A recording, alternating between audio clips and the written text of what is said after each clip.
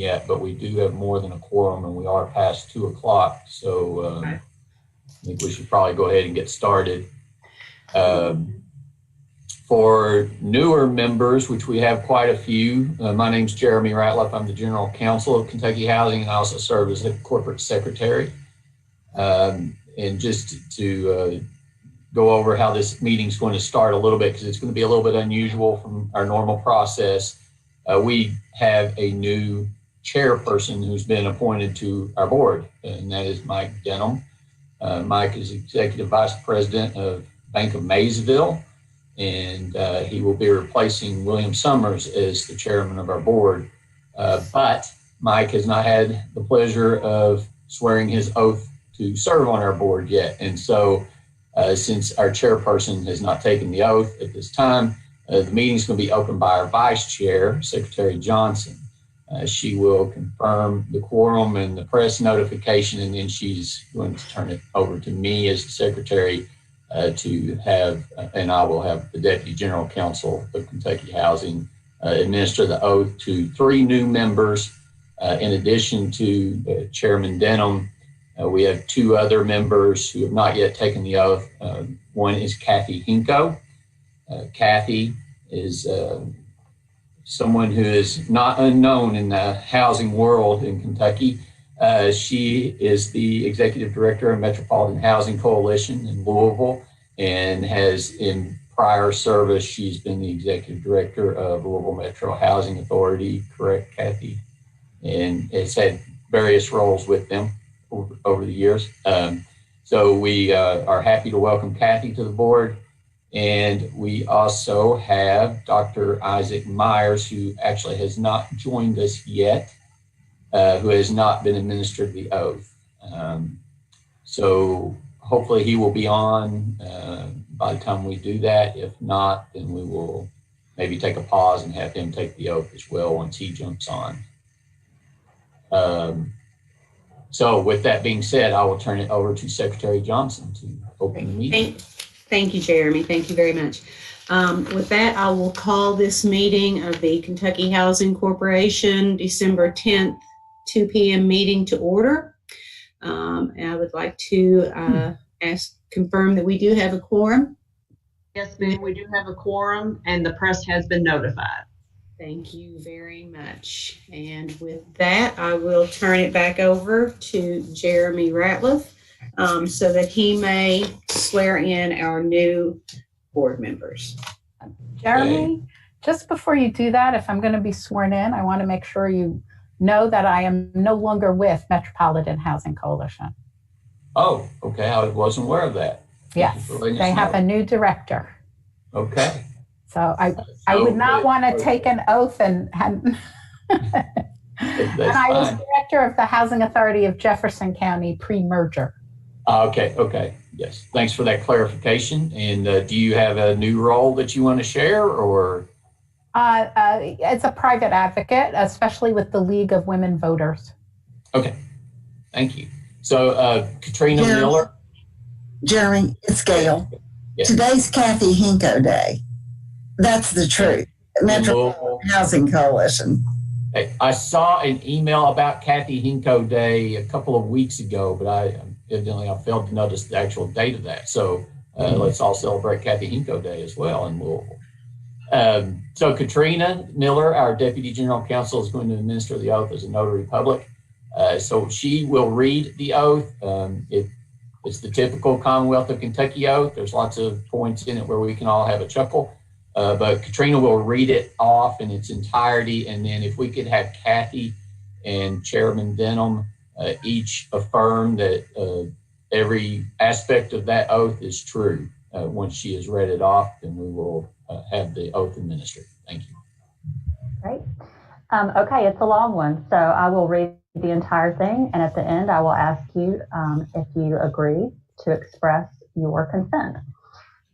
I do solemnly swear or affirm that I will support the Constitution of the United States and the Constitution of this Commonwealth, and be faithful and true to the Commonwealth of Kentucky so long as I continue a citizen thereof, and that I will faithfully execute, to the best of my ability, the office of board member of Kentucky Housing Corporation according to law, and I do further solemnly swear or affirm that since the adoption of the present Constitution, I, being a citizen of this state, have not fought a duel with deadly weapons within this state nor out of it, nor have I sent or accepted a challenge to fight a duel with deadly weapons, nor have I acted as a second in carrying a challenge, nor aided or assisted any person thus offending, so help me God.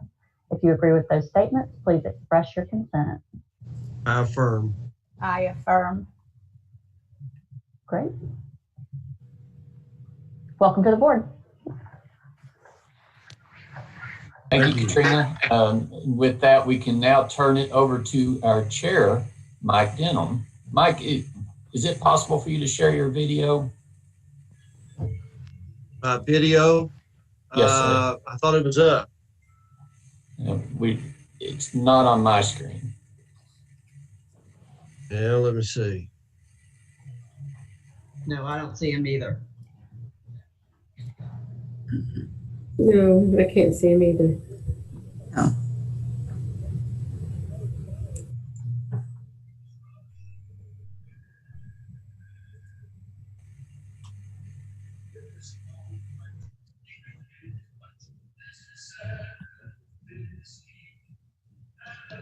Should be in the lower left-hand corner, Mike. Yeah, let's see. Now, how's that There, work? we've got you. Okay. There you go. We've got you now. Okay. So we turn the meeting over to you, Mr. Chair. All right. Thank you all very much. And thank you all for attending this meeting. I will tell you the last couple of days I've been working with the staff at Kentucky Housing Corporation, and all Kentuckians should be proud of the job Kentucky Housing Corporation has done and is doing. So with that, we'd like to consider the approval of the minutes of the meeting held October 29th, 2020, and the special meeting held November 12th, 2020. Do I have a motion on that? So moved. Second. Are there any questions? All in favor signify by saying aye. Aye. Opposed, like sign. Motion carried. So, Jeremy, I think we go into number 4, the revised final resolution for the New Hope properties. Yes, sir. If I could just remind everyone, since we do have several new members, if you are making a motion or a second, please state your name before doing so we can get it down for the minutes. Okay, so we'll turn this over to Tracy Thurston for discussion of the resolution. Tracy? Thank you, Mr. Chairman. Members of the board, I have 4 separate bond resolutions for your consideration this afternoon. The first one is a revised final resolution for New Hope Properties portfolio that starts on page 9. Jeremy's got it on the screen here. The New Hope Properties portfolio received an inducement resolution from this board on May 28th, 2020, and received a final bond resolution on August 27th, 2020. With the impacts of COVID-19 on HUD processing, the portfolio is now requesting an extension on the final bond resolution. It currently expires at the end of this month. This revised final resolution will extend through May 31st, 2021. The request is for a bond authority in amount not to exceed $36 million.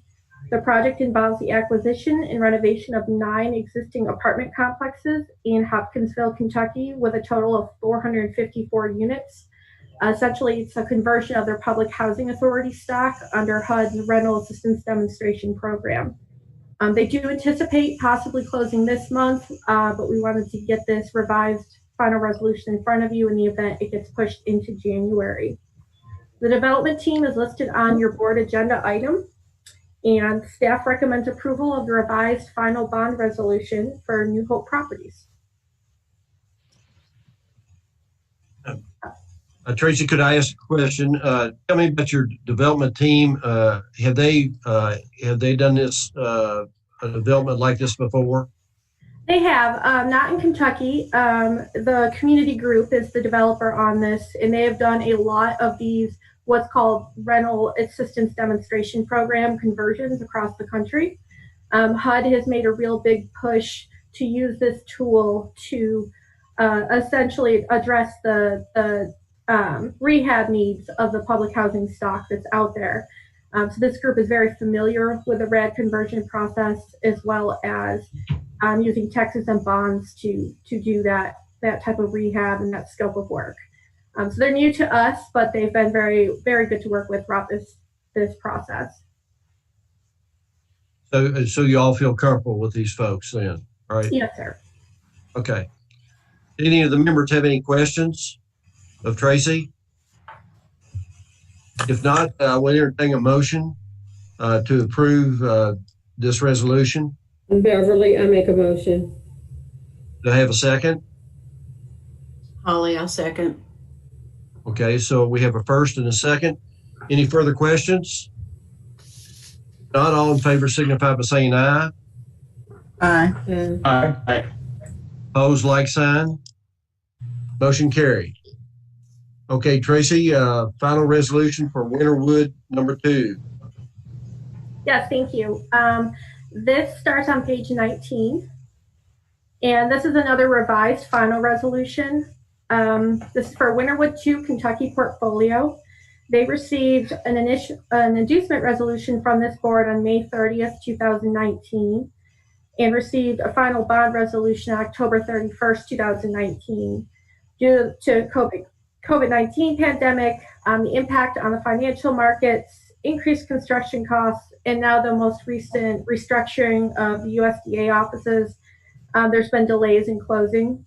The portfolio now requests an extension of their final bond resolution. Like the last project, it expires at the end of this month. This would bring them out to May 31st, 2021.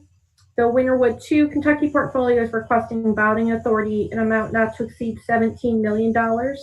Involves the acquisition and rehab of 14 existing apartment complexes located at scattered sites throughout Kentucky, totaling 364 units. They do anticipate closing within the January-February time period. The development team is listed on the screen there, and staff recommends approval of the revised final bond resolution for Winterwood II Kentucky portfolio. So moved. Okay, we have a motion. Do I have a second? Holly, I'll second. Okay. So we have a first and a second. Any members have any questions? If not, those in favor signify by saying aye. Aye. Aye. Opposed, like sign. Motion carried. Was that an aye? Did somebody vote aye or in opposition? No. Okay. All right. So the motion carries. So Tracy, we need a final resolution for the 330 Newtown Apartments. So you want to tell us about that, please? Yes, sir. This is the final resolution for 330 Newtown Apartments. The 330 Newtown Apartments was granted an inducement resolution on October 29th of 2020 for a bond authority in amount not to exceed $25 billion. It involves the new construction of 208 units serving families at or below 60% AMI, and it's located on Newtown Pike in Lexington, Kentucky. They do anticipate a closing around January, February this year. The development team is listed on the screen there. And staff does recommend approval of the final resolution of the issuance of bonds for the 330 Newtown Apartments project. Does anyone have any questions of Tracy? If not, I'll just say I asked because there were two Winterwood, but I am assured that they can do both. That their capacity is big enough to do new construction and the rehab. So I'm trusting the team. Yes, I do believe they have capacity to do both, along with whatever else they have in our portfolio right now. But we do keep an eye on that. Tracy, can you tell us a little bit about Winterwood to help us along here? I'm not familiar with those folks at all. Sure. They serve as both developer and management company for a lot of deals in Kentucky. They're based out of Lexington, Kentucky.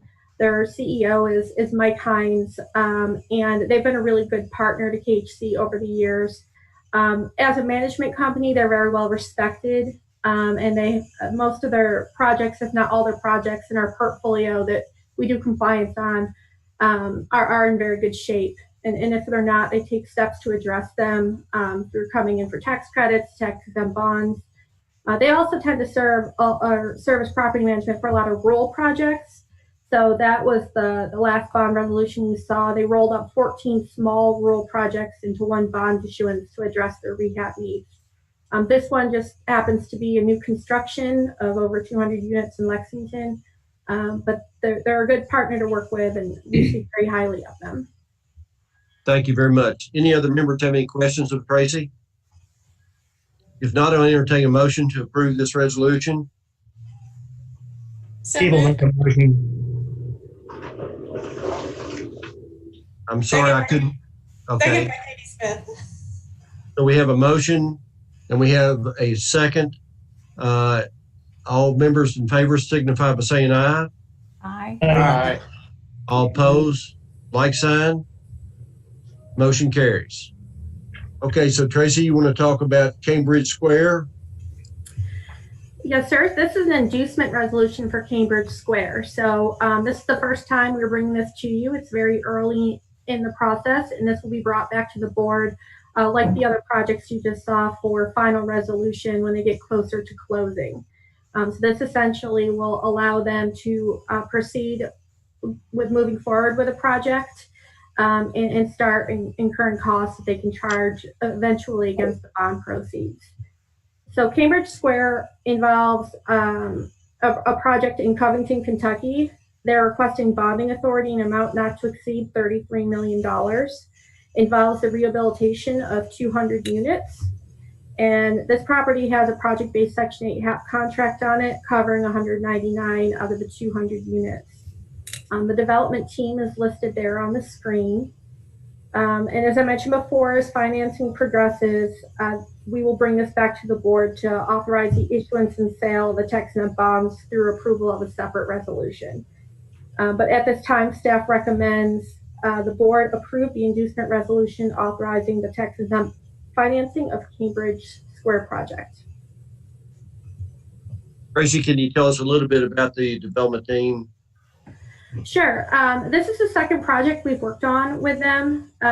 They've got one currently under construction. They've worked mainly in Northern Kentucky, and so far they've been very, very good to work with, very responsive team, and the construction is of very good quality.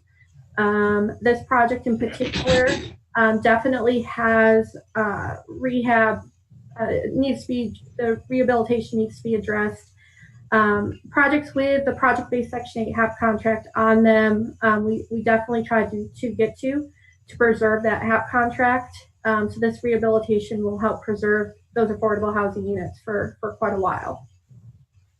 Okay, thank you. Any members have any questions of Tracy?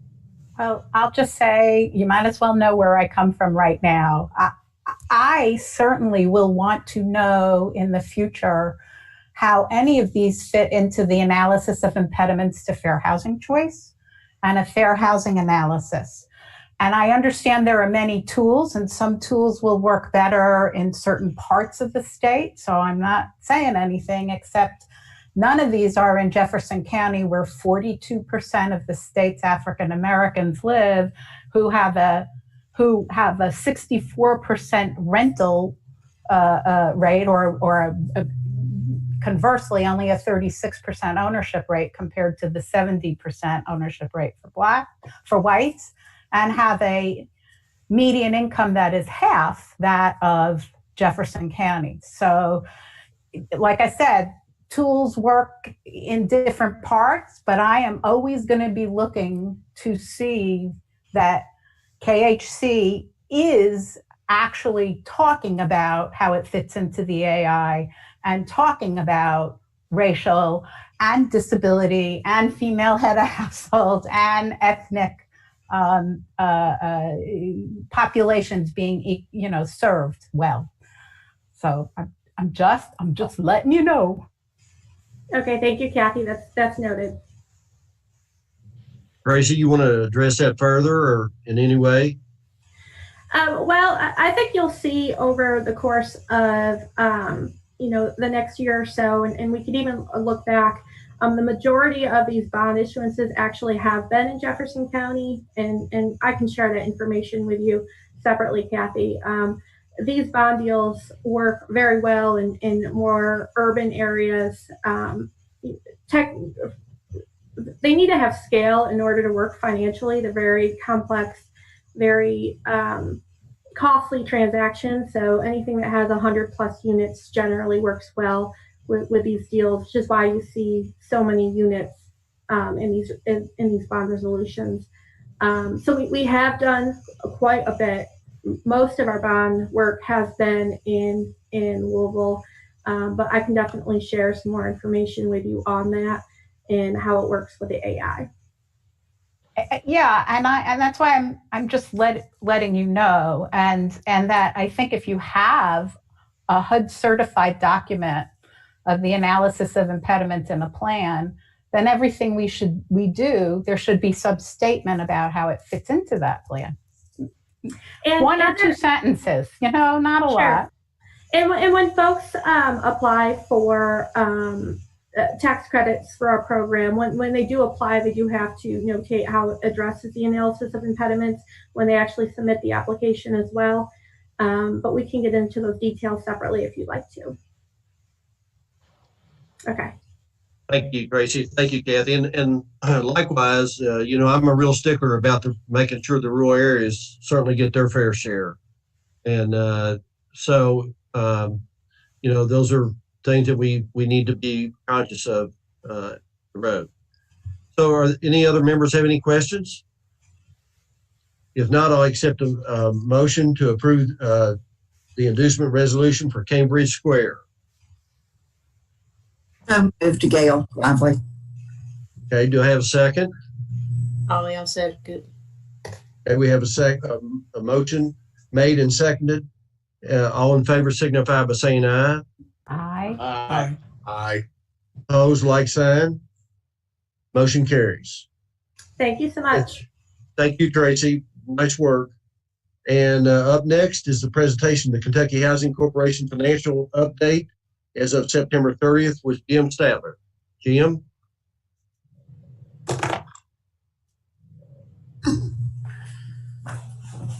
I'm there. Thank you, Mr. Chairman. Good afternoon, everybody. Happy holidays. Today, I'm going to be presenting what I do on a quarterly basis with a financial update on how the corporation is doing. It's 5 statements generally. Hopefully the story of the 5 statements links together and everybody gets a pretty good idea of where we are and what we're doing. And this statement, first statement up here, is the statement of net position. As is consistent with what has happened for the last several years, our overall total assets are shrinking. That is by design. We are replacing on-balance sheet assets with off-balance sheet assets. And so this is not a surprise to see shrinking assets, and it's not a cause for concern. When I started here 9 years ago, I believe that $851,000 total asset number was in excess of close to $2 billion. And so with the drop in assets, there's been a drop in the revenue bonds. That is on line A, is the revenue bonds. They were north of $1.5 billion 9 years ago. They're down now to just over quarter billion now, and on their way to getting paid off in the next few years. We can go into some of the rationale for what's behind all this. When I get down to the bottom of the schedule, we'll discuss a little bit more about it. The other line B, which is an increase in other liabilities, we carry a lot of escrow balances on our books because we have a large servicing portfolio of single-family mortgages. As the borrowers pay their escrows in, they are recorded in cash on one side, other on the other, and that number grows into the fourth quarter. Then we pay all the property taxes statewide, and that number drops quite a bit. So it builds up, and you'll see that as we, see quarter by quarter, those numbers increasing from quarter to quarter, and then by the fourth quarter, calendar quarter, that number has been depleted. If you go down to line C, and that's what I was alluding to, the off-balance sheet asset, we have a lot of loans that we service, and they're not on the balance sheet because they are in Ginnie Mae pools or being serviced for Fannie Mae. And when we get to the income statement, we'll see why we do some of this. But we have a large off-balance sheet asset that generates a lot of fee income and servicing fee income. And so at the end of September, that asset was $2.45 billion.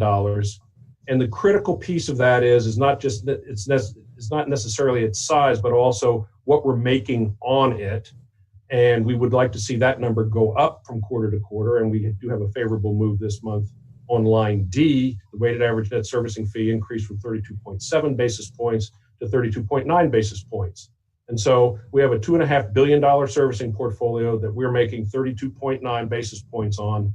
That is driving a lot of revenue through the organization. And we put that on the statement of net position so that the board and can get a feel for how big the company really is, if you want to look at it that way, with income generating assets, most of which are not on the books. And there's if we go to the next schedule, Jeremy, we can talk a little bit about why we have moved away from bonds and into the service for others on the Ginnie Mae pools. If you go to line E, and this is the income statement of the business side of Kentucky Housing Corp., and it does not include the programmatic efforts, which operate pretty much at a break even, administering federal and state programs. You'll see that for the first 3 months of fiscal 21,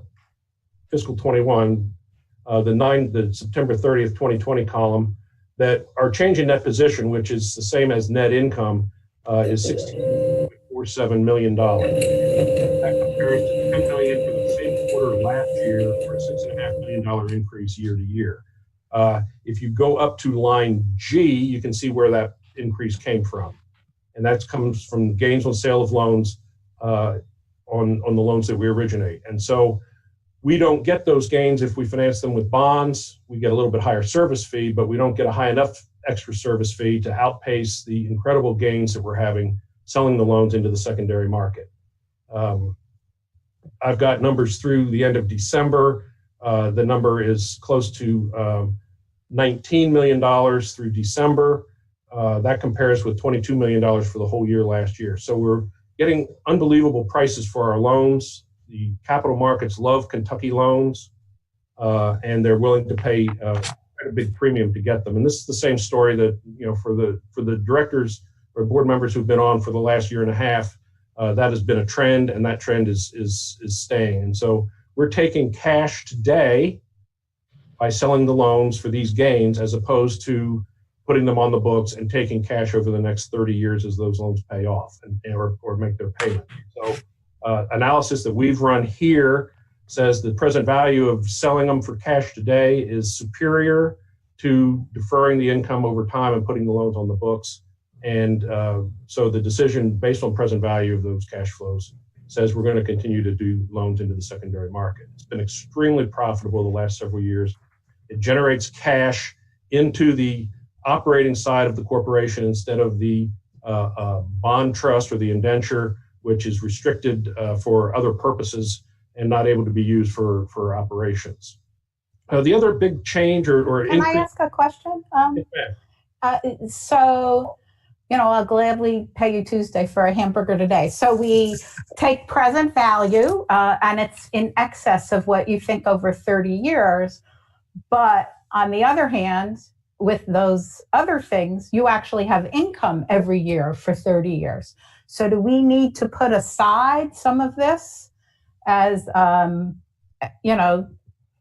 say, give the spread of 30 years in the future? When we went to the secondary market approach, we did set quite a bit aside. The rest of the company operated at a deficit, and it needed more income than it needs now because we have other sources of income.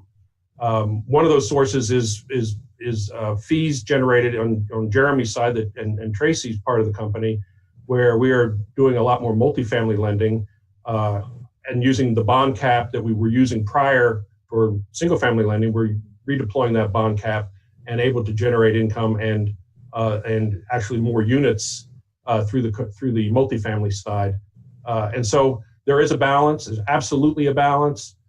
When I say that we have shifted all the income to the gain on sales, that's not entirely accurate because we're generating 32 basis points on the $2.5 or $2.8 billion or $2.5 billion that's sitting off balance sheet. And so we haven't relinquished all of the revenue from a long-term asset or income-generating asset. It's just shown in different places. And so we are extremely cognizant of the fact that we are potentially cashing out, if you will, and your wimpy comparison was right on. And but it's my belief that generating the cash, taking the cash now is for now the best execution. And from a present value standpoint, definitely the best execution. So if by setting some aside, rainy day fund, if you will, we watch that. We watch that very closely to make sure that we have the ability to sustain our operations. Should, say secondary market doesn't work for several years, we haven't depleted our bond. We've depleted our bond asset, but we haven't depleted our earning asset on and off the balance sheet. So I think we're in pretty good shape. And I won't bother you again. I'm assuming there'll be an orientation where I get to ask all my questions, Jim. Absolutely. And ask them here. I'm fine with that. The line F, G&A, you can see that there's quite a decrease in the G&A expense from $7.2 billion last year to $5.8 million this year. That is almost all how we have to account for our pension. And so there's a lot of income statement in and outs that's associated with the pension. It's not cash, it's books, it's what we have to do. And it's so generally our G&A expense is running about the same pace from a cash standpoint and budget standpoint as it was in prior years. So, but that number it bounces around quite a bit and has to get explained. So generally though, if you look at our net position, and that's an unlettered line of $381 million, we are financially sound. We have plenty of liquidity at our disposal, and we're cooking right along. So if you go to the next schedule, which is Jim, could I interrupt and ask you? I want to go back to Kathy's point just a minute, and you just talked about liquidity. We're seeing liquidity erode in the marketplace right now. Is the same thing happening to you? And is that one of the reasons you're selling these loans? And the other thing is the falling interest rates. Has that helped you make these loans more profitable? Looking at liquidity first, we don't have a liquidity problem on just a general run the company basis. We're able to pay our bills with the secondary market gains. We're not using all of those gains to pay our bills. And as you and as we talked yesterday, and some of the board was privy to this conversation earlier in the year when the pandemic really got fueled, that there are certain things that happen to loan servicing portfolios when delinquencies rise, and because of the forbearance programs that are out there, we're not getting all the payments that we're accustomed to getting on these loans, whether they're on the balance sheet or off balance sheet. And what we still have to pay out our Ginnie Mae security holders, or if we had a bond portfolio, we still have to pay our bond holders, whether we get the money or not. And so we saw that possibility happening when all the forbearance conversations started, and we negotiated higher lines of credit with our banks, so that should we start running into a liquidity crunch, we'd be able to borrow for it. That liquidity, we used worst case that was being talked about back in March of 25% of the loans not making payments. So we calculated what would the liquidity drain on $25 million or 25% of our portfolio not making payments, said how much is that going to cost? We said we need about $25 million. And so we upped our lines of credit by $25 million. And so that has not materialized. Our actual delinquent loans are 7.5%, not 25%.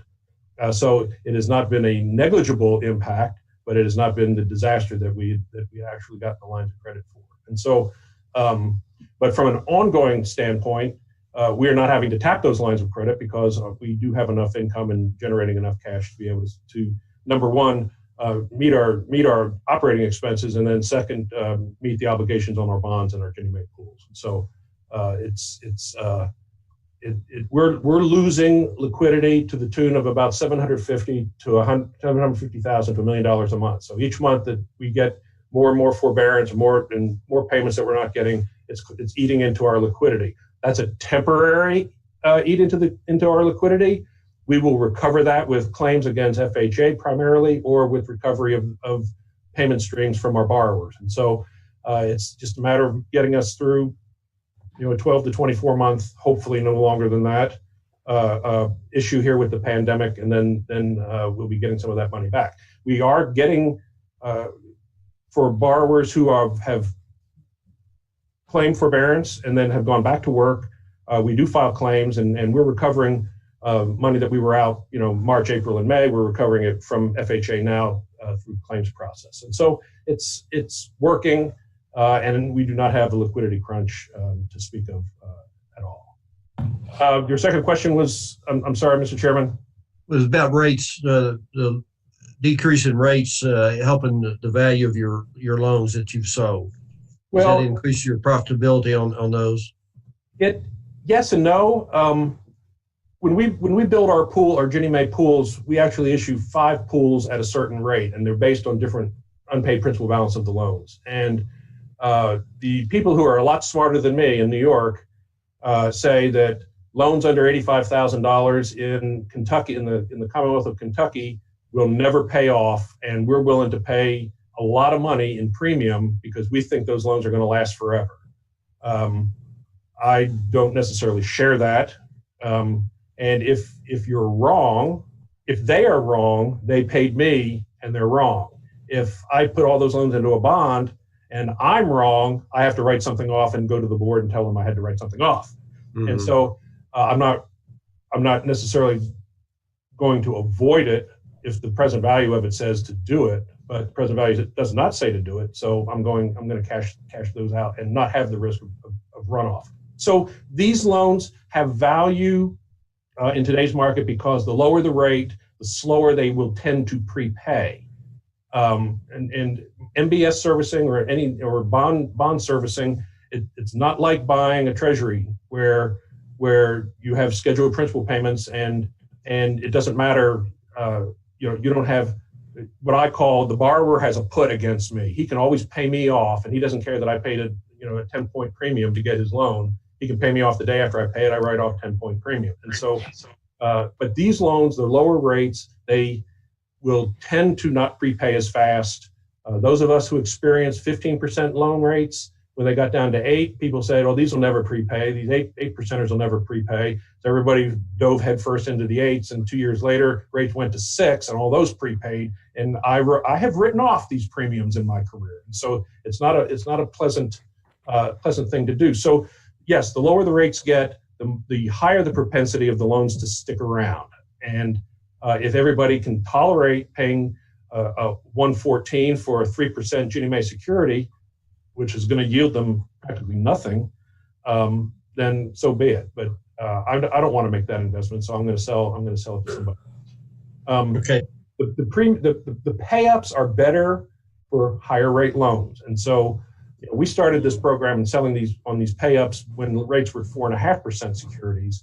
They really got some great pay-ups. Then the market went to 4s, and the pay-ups got a little thinner. Then it went to 3.5.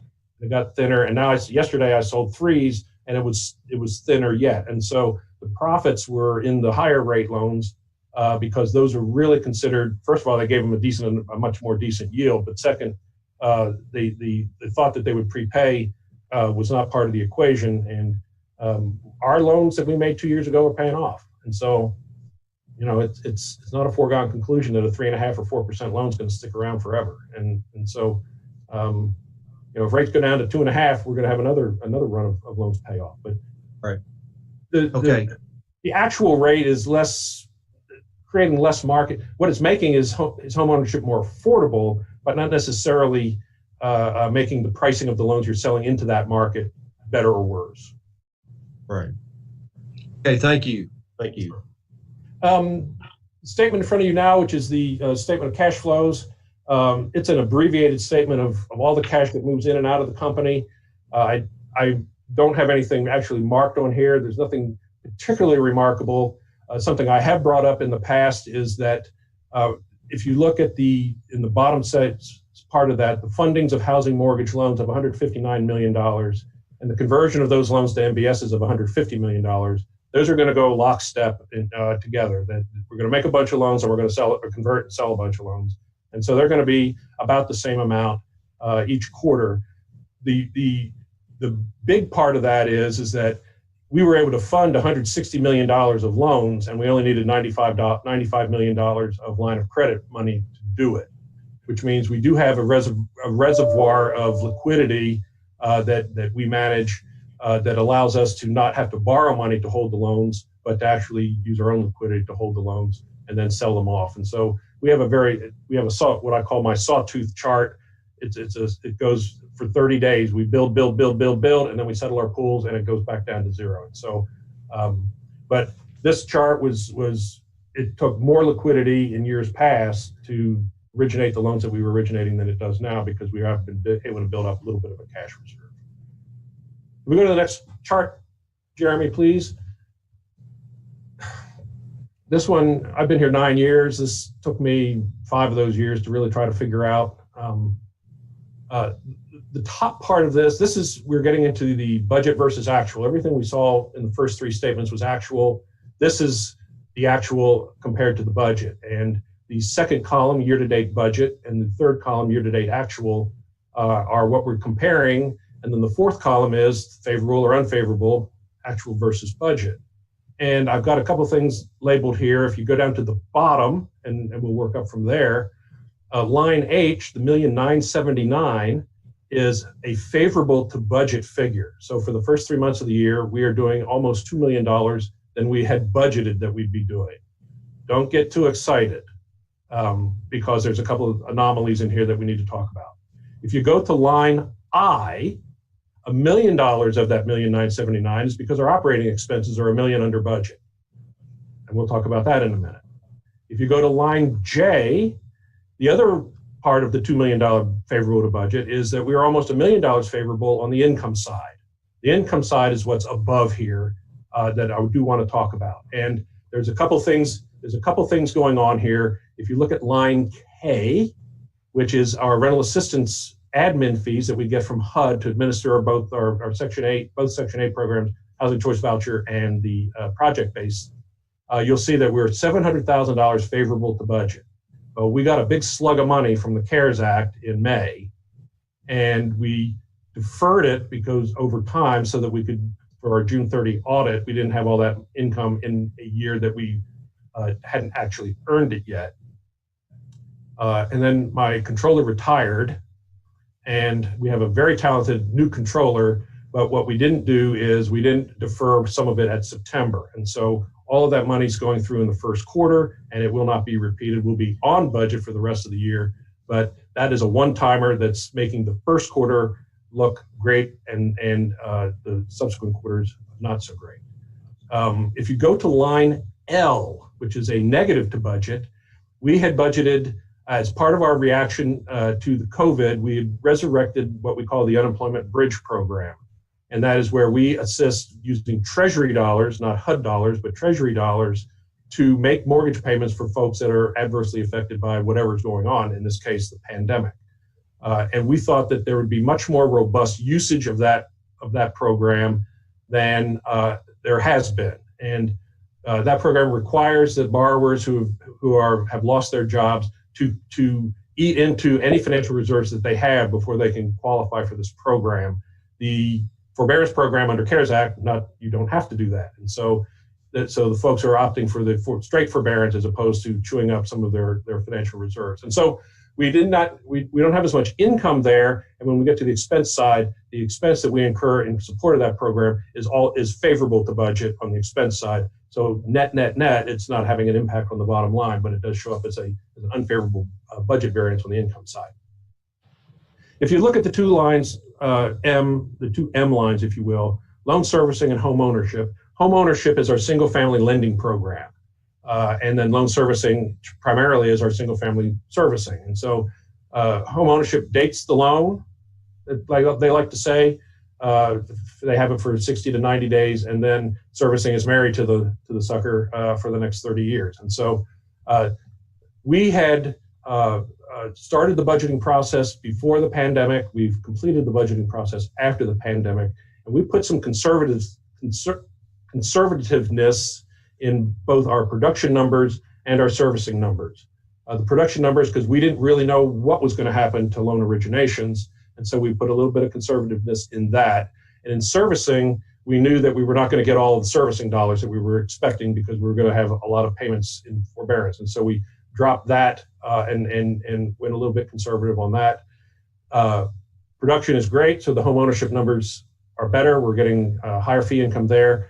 And we are not missing as many payments as we thought we would be missing on the servicing side, so we're a little favorable there as well. Those numbers may actually continue through the next 3 quarters, but we have more loans in forbearance today than we did 3 months ago, which was a lot more than we had 3 months before that and 3 months before that. And so it is piling up, and I don't have a chart to show it, but our delinquencies are up pretty dramatically, actually. As a loan goes into forbearance, it's 30 days late, and then it gets into the 90, and then 120, and then 150. So it's all piling up in the seriously delinquent area because we can't. Number one, we can't recover we can't get the borrowers current yet because of the forbearance period, and second, we can't foreclose in this environment, and so everything's just piling up there. Our foreclosure number looks pretty good because we're not putting any more loans into foreclosure, but it's all sitting there in the 90 plus delinquency bucket. And I'll have a more in-depth report for that at the February board meeting when I talk about these figures for the first 6 months as well as some of the servicing numbers. So anyway, we're $2 million favorable variance, favorable to budget. It ain't going to repeat itself. I think we'll still be favorable to budget going over the next 3 quarters, but it won't be at the $2 million per quarter clip. Jeremy, last schedule of mine, please. This is the expense side. If you recall on the page before, we were $1.6 million ahead of or under budget, if you will, on actual expenses. And I've numbered a couple of biggies here. Salary and benefits were $730,000 favorable to budget. That is the second anomaly that has occurred to us when our controller retired. And he's heard about both of these for having saddled us with this. But we pay bi-weekly at Kentucky Housing Corp. And at the end of June, we owed our employees 12 days of pay from June, and we accrued it. We are not on a strict fund accounting basis like most governmental units. We have financial statements that we have to have accruals and deferrals. And so we accrued 12 days of payroll that we owed our employees from June 18th through the 30th. And then the accounting trick is you reverse that at the beginning of the next quarter. And so we reversed it. At the end of September, we also owed our employees about 10 days of pay, and we didn't accrue that because we don't do it on a quarterly basis. So we have this big bubble of no income or no expense for the first quarter. That's not going to stay that way. For the year, we'll be right on budget. And so there's going to be some quarterly by quarterly variances. I've talked to our new controller, and we may try to smooth that out a little bit and get away from some of the swings that happen just because payday happens, this day versus the end of the month. So, but anyway, that 730 is not going to repeat itself. So that'll be something else that we'll look at in future quarters. Line O, legal fees. Can I just ask? How do I say this? It's an open session. I know that a big decision has to be made that might affect whether people stay or leave. None of that's reflected here because we don't have that decision made yet. That's correct. That decision has not been made. It's under advisement, but it's not been made yet. And your concern is shared, I can assure you, by management. So, but that's not in there. That's correct. Line O, legal fees.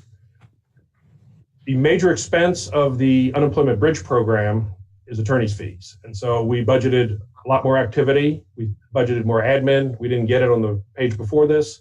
We're not incurring the expenses, and that's showing up here as a favorable variance on legal fees. And so it makes sense. And so it's not, we lost the fee income, but we are still incurring the expenses. They match up pretty clearly. And the biggest one's going to show up in legal fees, and that's where it did show up. There's another negative. There is a negative number called liquidation shortfall. That's kind of an odd name for an account. It is something, it's a phenomenon of Ginnie Mae pool or any, excuse me? Line P it's a phenomenon of MBS servicing, which is what Ginnie Mae servicing is. And that is unfavorable to budget because our payoffs are through the roof. And when a loan pays off, it creates a shortfall amount just by the way the servicing works. It's considered as a future expense of servicing Ginnie Mae's. It's in the formula of net present value and all that other rot. So it's not a surprise per se, but the timing of it is such that we have really gotten slammed by prepayments. And so that shows up there. That is eroding that asset base that is earning the off-balance sheet asset. It's not so great that it's of any great concern, but we are shrinking just a little bit, and this is one of the expenses that we have to record that shrink. You know, what's our runoff percentage? And by the way, I'm supposed to now jab you harder because William's no longer here. So just to let you know. Thank you, sir. I appreciate that. Hang on.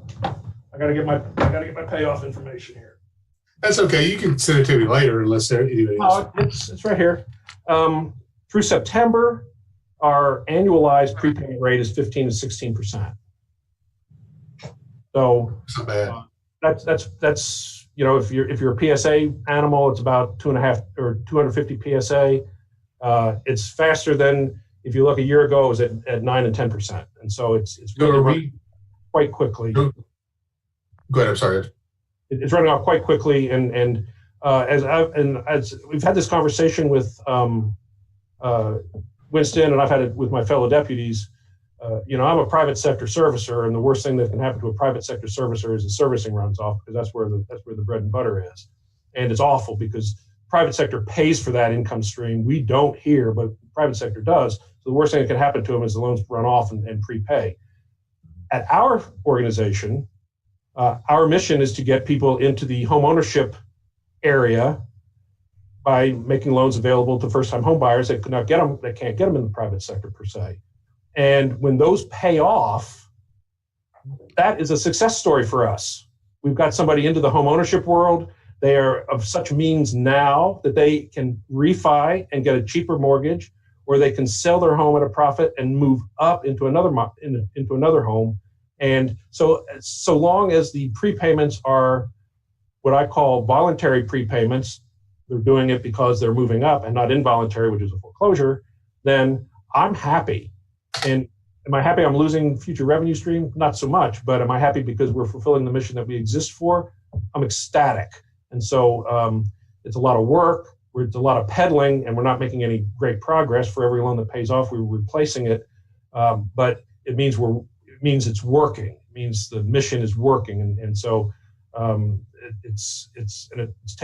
somebody that's had it ingrained in his head for 30 years that it's not good to have payoffs, I can honestly say that payoffs here are good things. And so I'm going to take a little issue with that. Like 13 years ago, those payoffs were into horrible predatory lending that resulted in, on the new loan, people losing their homes. So it's not always people going into better and lower interest mortgages when they prepay. Well, and I want to ask the question back to Jim again, or this might not be fair for Jim, but are we capturing the data on the pre-payoff? So, and the reason why? Because I do agree 1,000% with Jim on that our mission is to get them in a better spot. So that's what we want to do. But I'm just curious if we close the loop to have that interview with the customer when they move away from KHC. We don't.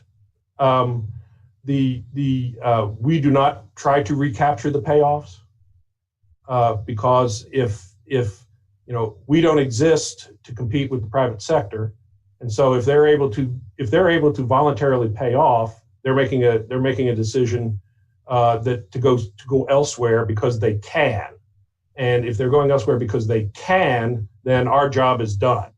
That's my opinion from why we exist and that. And so, no, we do not interview them to see what happened to them. We don't actually, we're not involved with the refi or the payoff. We often don't know there's a payoff coming until there's a payoff statement requested, and then we get money wired into our bank accounts. And so we don't do that, and that might warrant maybe looking into some, but.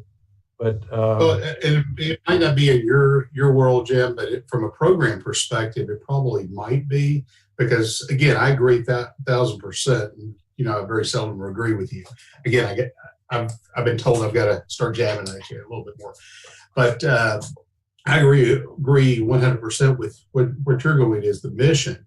But if they're going to, as Kathy just put it, they're a different type of loan, and our program is pushing it off because there's other market factors at play, then we might want to look at the program on the front side and how we're working with the educational standpoint and things of that nature. Because I do think you're right. I'd love to see this stay at 15% because we're doing our job, but it does hurt our balance sheet.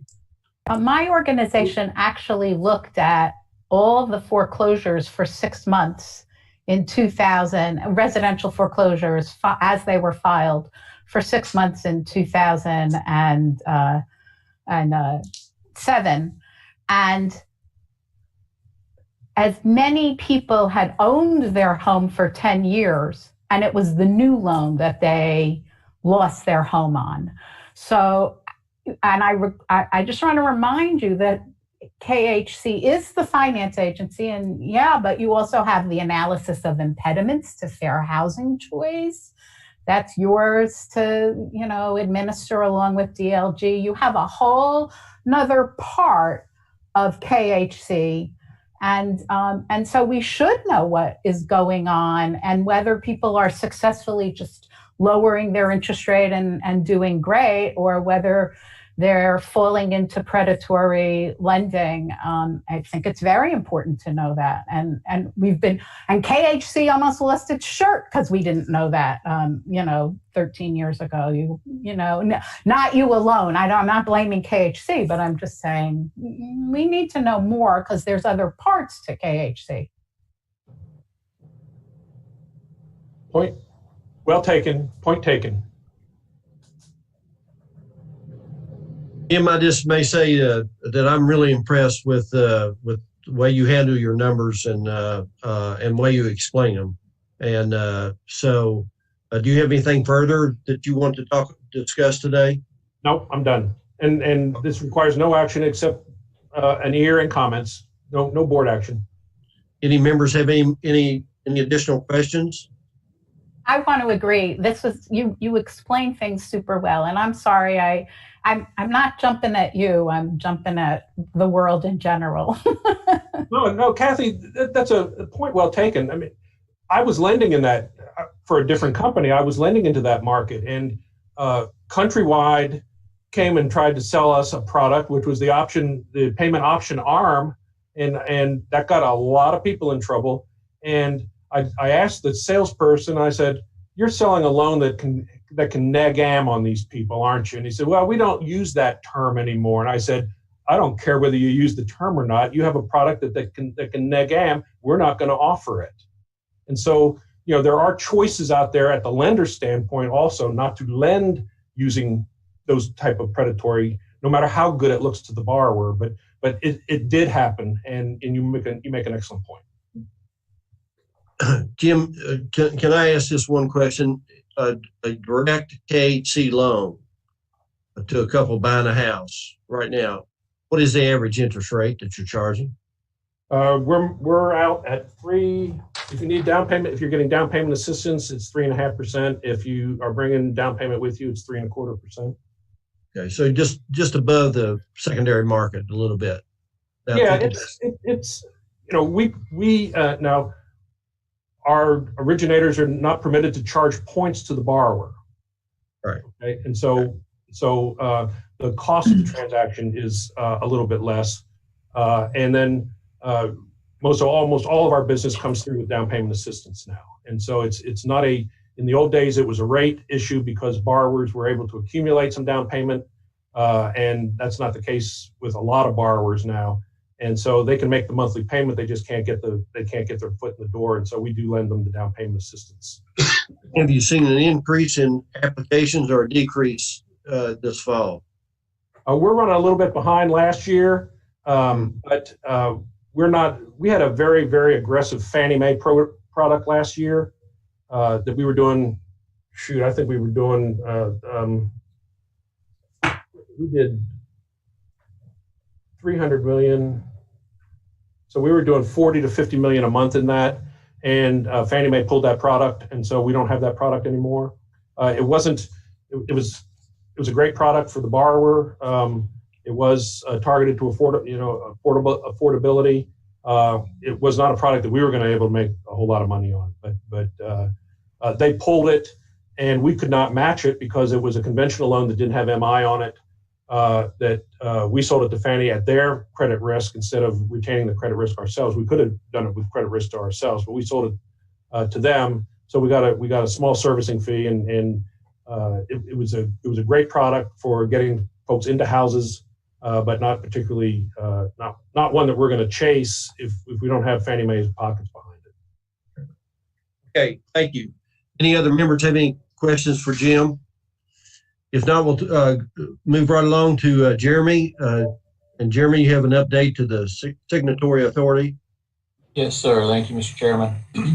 We just updated this in October at our meeting because we had a new executive director come on board, but this is the resolution that authorizes various people in positions to sign things on behalf of KHC so we can conduct our business.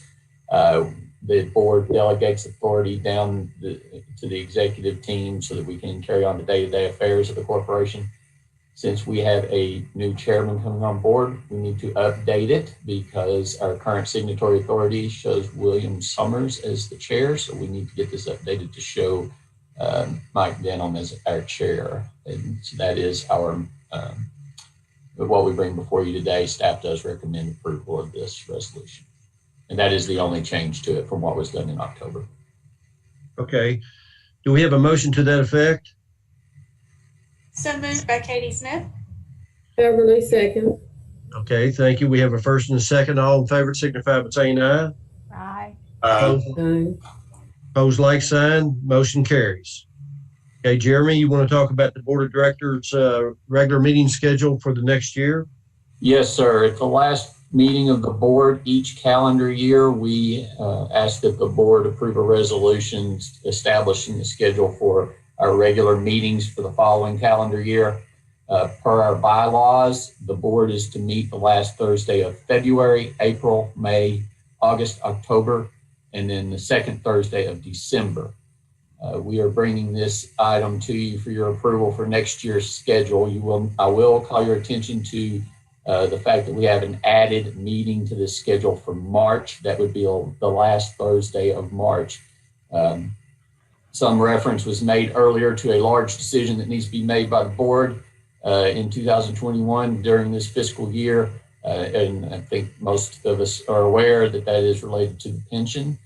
As a quasi-government agency, we have been afforded the opportunity by the legislature to make a determination of whether or not the KHC should remain in the pension system or exit the pension system. That decision is to be made by the board.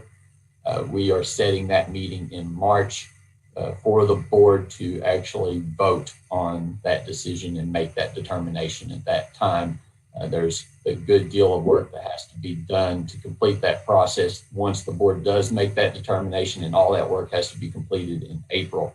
So we really need the board to make that decision in March. So this schedule does add the March meeting for next year, and staff recommends approval of this schedule. Any members have any questions? If not, I'll entertain a motion to that effect. So moved. Kathy second. Hinko? Drew Hayes, I'll second. All in favor signify by saying aye. Aye. Opposed, like sign. Motion carried. Jeremy, you want to talk about the recognition of Mr. Summers? And just let me say that I was as shocked as anyone when I got this call. And Mr. Summers has since reached out to me, and he is a wonderful gentleman. And we had a really long and good conversation about KHC, and I can tell you that I realize I have big shoes to fill, and I'm thoroughly impressed with Mr. Summers and the job he's done over the last 12 years. Jeremy, you want to go ahead? Yes, sir. So it's everyone knows by now, we now have a new board chair. That means William Summers has come off of our board. As Mike has mentioned here, William had served in the role of chairman of our board for 12 years. He was appointed by Governor Steve Beshear on June 17, 2008. And he has been a faithful and dutiful servant in that role throughout the 12 years. He's been a strong advocate for KHC. He's been an active board member and a very reliable board member for us. As corporate secretary, I'll just say he was very easy to move into that role with. He made it easy, and everyone at KHC greatly appreciates the role he has played for us for the last 12 years. And so staff recommends approval of a resolution recognizing William Summers for that service. So moved. Okay, so I have a motion. Second. All in favor signify by saying aye. Aye. All opposed, like sign. Motion carries. So we all unanimously support the recognition of William Summers. Jeremy, we have a recognition of Lisa Barron. Is that how you pronounce her name? Yes, sir. It's Lisa Barron. Barron, okay. So Lisa, many of you will recall, we actually had a recognition of Lisa early on in 2019 because she thought she was retiring from KHC at that point, and had a very distinguished career throughout that time in multiple roles at KHC. But we bring back a resolution to recognize her now because she may have thought she had gotten out of here, but we managed to drag her back to us to fill the role of interim executive director as we transitioned between administrations, and after Edwin King had resigned and taken another opportunity elsewhere. Lisa was gracious enough, I guess, is how I would put it, to come back to KHC and fill that role. I'm confident that everyone on the executive team would agree with me that she was, and maybe I don't think anyone could have filled that role any better under the circumstances and during the time period that KHC was going through when she came on board. She's a tremendous leader. She's just been a tremendous benefit to KHC throughout her career. But she assumed that role on August 17, 2019. I think Lisa would tell you she did not expect to be here more than about 6 months in that role, but we managed to keep her around for a little over a year. So Lisa made it to November 15th in that role, and staff strongly recommends approval of a resolution recognizing her for that service to not only KHC, but to the Commonwealth. I have a motion in that regard. So moved, Gail Lively. Okay. Seconded, Kathy Hinko. Okay, so we have a motion and a second. All in favor signify by saying aye. Aye. Opposed, like sign. Motion carries. Jeremy, I'm not aware of any informational items at this point, unless you or Mr. Miller have some informational items you want to discuss. One thing that I would raise is that we do need to conduct some board training. We've got a number of new members, and we are working on getting that set up. We're tentatively looking at January 14th to conduct that. So maybe you can pencil that in on your calendar. We will obviously poll and check with all of you to see if we can make that date work out. But I have reached out to Executive Branch Ethics to conduct some training during that session, and she seems to be available to do so on that date. So just if you could pencil that down, keep in mind that during January we will be doing that at some point, and we will be getting in contact with you to verify everyone's schedules and availability for that. And that's all I would have. Okay. Jeremy, Mr. Chairman, this is Winston Miller. Sure, go ahead. I was just going to call on you, Mr. Miller. Go right ahead. Thank you very much. As you all might imagine, I've been fairly busy since November the 16th, when I assumed the position of Executive Director of Kentucky Housing Corporation. Thank you all for that vote of confidence.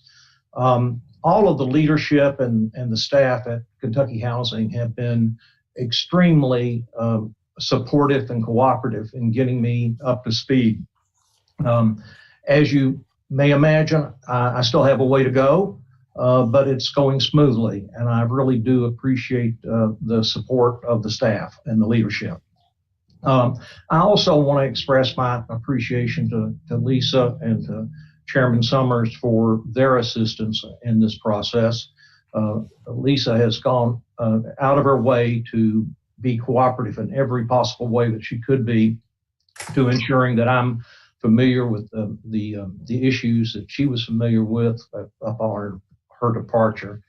And I just want to say that I look forward to working with the board members, some of which I've gotten to know. Others, it's been a year where we've been social distancing, so getting to really to know each other has not been easy.